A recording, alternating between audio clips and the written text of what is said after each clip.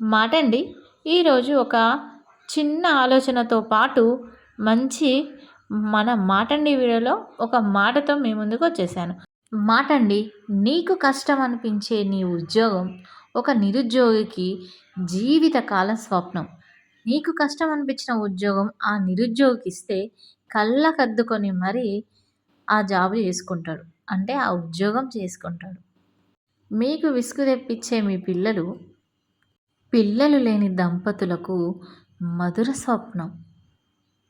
మీకు లభించిన ఇల్లు అది చిన్నదైనా సరే, ఇల్లు లేని వాళ్ళకి అది ఒక కలలో ప్రపంచం. నీడ లేని వాళ్ళకి ఒక అద్భుతమైన ప్రపంచం. నీ వద్దన లేని చిరు సంపద, చిల్లి గవ్వ కూడా లేని వారికి ఊరటనిస్తుంది. ఆరోగ్యవంతమైన నీ జీవితం ఒక రోగికి అది ఒక అందమైన ప్రపంచం. ఇక మీ మొహం పైన చిరునవ్వు విషాదగ్రహస్తులకు అది ఒక దివ్యమైన స్వప్నం. మీకు లభించిన వాటి పట్ల మీరు కృతజ్ఞత ఉండండి. ఉన్న దాంట్లో సంతోషపడడం అలవాటు చేసుకోండి. లేని దానికోసం ఆరాటపడి అవమాన పాలు, కష్టాల పాలు అస్సలు అవ్వకండి. ఉన్న దాంట్లో సంతృప్తిగా బ్రతకడం, అత్యాశకు పోకుండా ఉండడం వల్ల మనకు ఆ ఆనందము మన చిరునామాగా మారుతుంది. మీరేమంటారు? మాటండి. మట్టితో పోరాడితేనే ఒక విత్తనం మొక్కలాగా ఎదగగలదు. అలాగే కష్టాలతో మనం పోరాడితేనే ఎదురు దెబ్బలను తట్టుకొని నిలబడే కొండంత ధైర్యం మన సొంతమవుతుంది.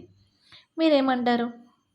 ఇక మనం ముందుగా మాట్లాడుకున్నట్టు ఒక చిన్న ఆలోచనతో అయితే మీ ముందుకొచ్చాను అని చెప్పాను కదా!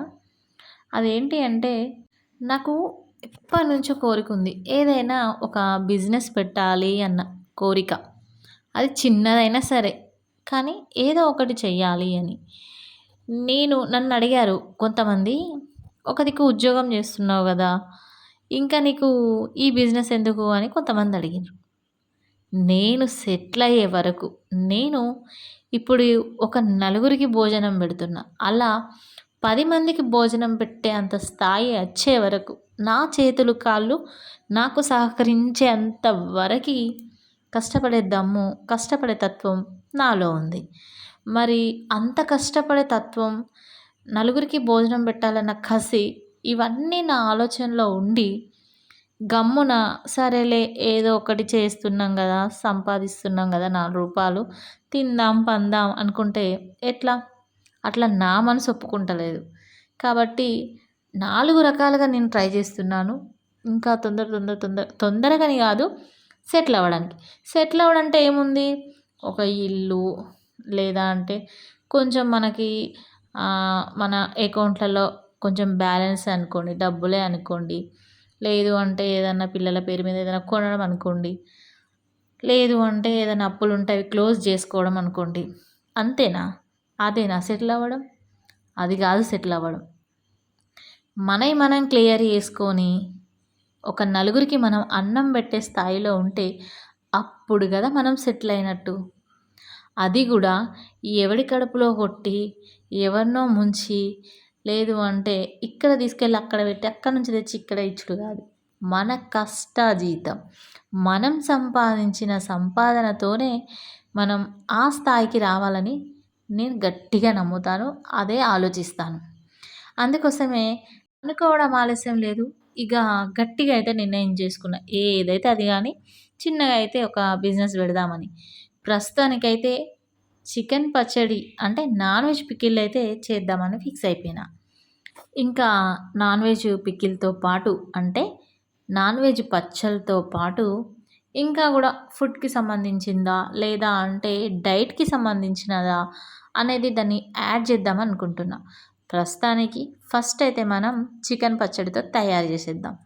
ఇక మరి ఈ వీడియోలో నేను చెప్పిన మాటలు మీకు కరెక్టేనా అనిపిస్తుందా? లేదా? నేను తీసుకున్న నిర్ణయం అంటే మీరు నా సబ్స్క్రైబర్స్ గానీ, ఫాలోవర్స్ గానీ చాలామంది నన్ను ఒక ఇంటి ఆడపడుచులాగానే ట్రీట్ జేస్తారు. అంటే అట్లనే జూస్తారు. ప్రతి వీడియోకు చెల్లె, అక్క, అమ్మ దాదాపు 99% నాకు మంచి కామెంట్‌లే వస్తాయి. ఏదో ఒకటి ఒకరిద్దరు అట్లా ఒకరో ఇద్దరో అంతే.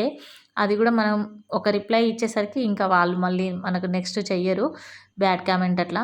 99% వాళ్ళింటి ఆడపడుచులాగానే నాతో మాట్లాడతారు గాబట్టి, మరి ఈరోజు నేను తీసుకున్న ఆలోచన బావుందా? బావుంటే మీ సజెషన్స్ ఏమన్నా ఉంటే నాకు చెప్పండి అందరూ. కామెంట్‌లో ఖచ్చితంగా మెసేజ్ జేయండి. మరి వీడియో నచ్చితే లైక్ జేయండి, షేర్ జేయండి, కామెంట్ జేయండి. సబ్స్క్రైబ్ చేయడం అయితే ఎలాగో మీరు మర్చిపోరు కొత్త వాళ్ళైతే. పాత వాళ్ళైతే లైక్ జేయండి, కామెంట్ జేయండి. Thank you for watching.